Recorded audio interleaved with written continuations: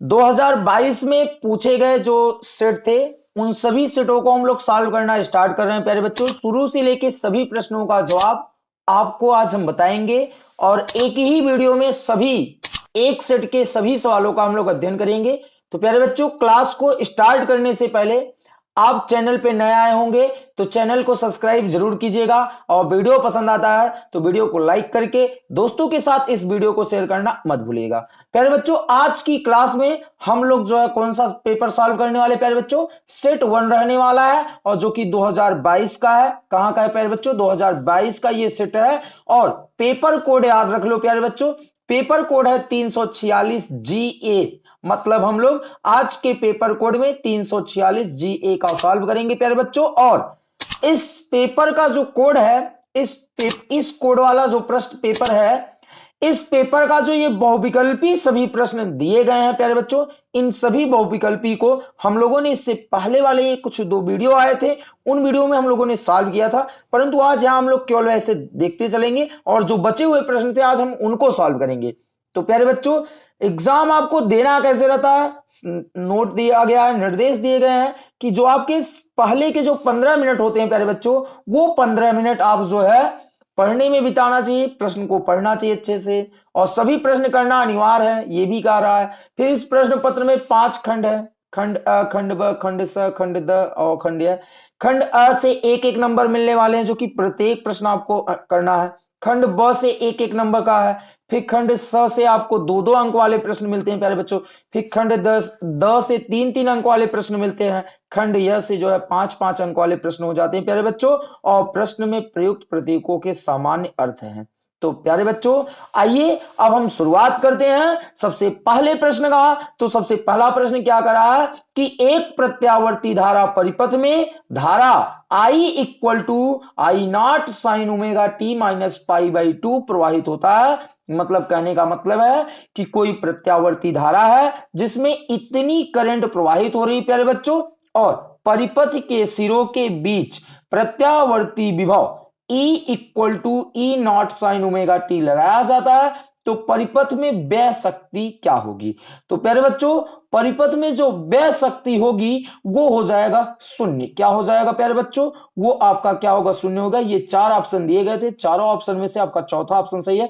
इसमें लोग कौन सा व्यंजक लगाएंगे जानते हैं? P इक्वल टू होता है V इंटू आई इंटू क्या होता है? Cos phi. V R M S into I R M S into cos phi होता है प्यारे बच्चों।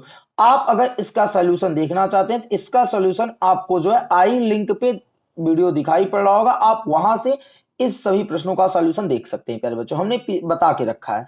आगे का सेकंड प्रश्न क्या करा? प्रश्नोत्तर 1 का ख नंबर क्या करा?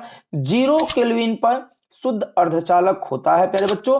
तो जैसा कि आपको पता है कि अर्धचालक एक ऐसा पदार्थ होता है कि जिसमें करंट का फ्लो नहीं होता, परंतु अगर हम उस अर्धचालक में क्या कर दें? ताप बढ़ा दें। क्या कर दें प्यारे बच्चों? ताप बढ़ा देते हैं तो वो विद्युत वो क्या कर जाता है? धारा उसमें फ्लो होने लगता है। परंतु यहां पर क्या करें भाई? 0 केल्विन मतलब ताप नहीं बढ़ाया जा रहा, तो ताप न बढ़ाने पे जो शुद्ध अर्धचालक होता है उसमें धारा का प्रवाह नहीं होगा, अर्थात वो कैसा व्यवहार करेगा प्यारे बच्चों? विद्युत रोधी के जैसा व्यवहार करेगा, अर्थात ऑप्शन नंबर 4 आपका सही है। आगे क्या कर रहा है?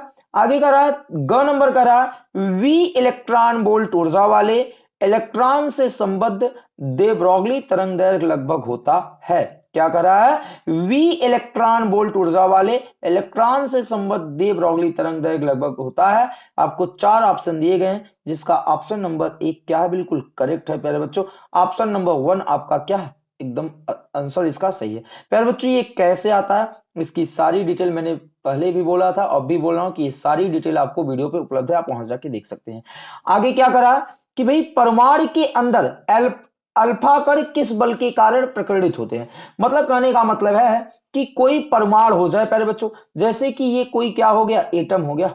ये कोई क्या हो गया? एटम हो गया। अब इस एटम में जो भी कोई ये कोई एटम हो गया, इस एटम में जो अल्फा कण जब बमबारी होता है तो अल्फा कण बमबारी होने के कारण ये अल्फा कण बमबारी होता है, अल्फा कण बमबारी कराने के बाद अल्फा कण लौट आता है, कुछ अल्फा कण निकल जाते हैं, कुछ अल्फा कण लौट आते हैं। तो प्यारे बच्चों, ये पूछ रहा है कि किस बल के कारण ये अल्फा कण यहां लौट के आ रहा है। तो हमने फर्स्ट चैप्टर में पढ़ा था कूलाम का नियम कि दो समान आवेश एक दूसरे को प्रतिकर्षण करते हैं। तो भैया दो आवेशों के मध्य लगने वाले बल को हम कूलाम बल कहते हैं, अर्थात परमाणु के अंदर अल्फा कण किस बल के कारण प्रकीर्णित होते हैं? प्यारे बच्चों, कूलाम बल के कारण क्या होते हैं? प्रकीर्णित होते हैं। ध्यान देना, आप नाभिकीय बल नहीं लगा के आएंगे, इस बात को ध्यान देंगे।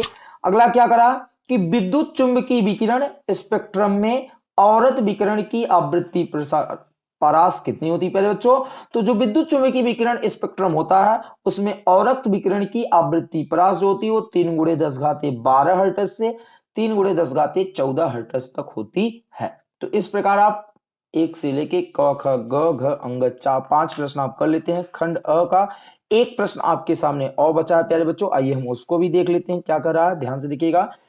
एक किरण पुंज वायु से जल में प्रवेश करता है, मतलब कोई प्रकाश का समूह है जो कि वायु से जल में जा रहा है, निम्नलिखित में से कौन सा अपरिवर्तित रहेगा? प्यारे बच्चों एक बात ध्यान से समझना, जब भी कोई प्रकाश किरण एक